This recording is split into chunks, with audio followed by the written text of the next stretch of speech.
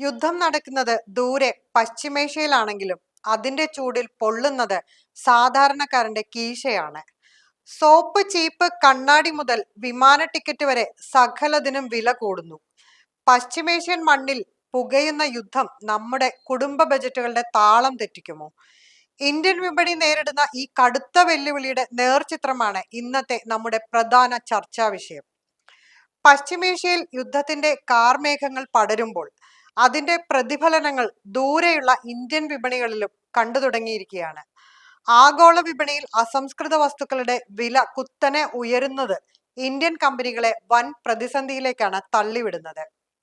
യുദ്ധം തുടങ്ങിയതിന് പിന്നാലെ ക്രൂഡ് ഓയിൽ വിലയിൽ ഏതാണ്ട് 33% വർധനവുണ്ടായതോടെ പെട്രോളിയം ഉൽപ്പന്നങ്ങളെ ആശ്രയിച്ച് പ്രവർത്തിക്കുന്ന സകല വ്യവസായ മേഖലകളും ഇപ്പോൾ ആശങ്കയിലാണ്.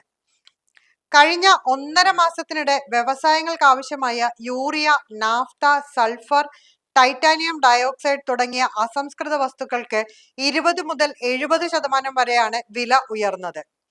ഈ അമിതമായ ഉൽപാദന ചെലവ് ഒടുവിൽ ഉപഭോക്താക്കളുടെ ചുമലിലേക്കാണ് വന്നു ചേരുന്നത്. സോപ്പ്, ഡിറ്റർജന്റുകൾ, ഭക്ഷ്യ എണ്ണകൾ തുടങ്ങി നിത്യോപയോഗ സാധനങ്ങൾ നിർമ്മിക്കുന്ന കമ്പനികൾ വില വർദ്ധിപ്പിക്കാൻ നിർബന്ധിതരായിരിക്കുകയാണ്. പ്രത്യേകിച്ച് പെയിന്റ് കമ്പനികൾക്ക് ഇത് കടുത്ത തിരിച്ചടിയാണ്.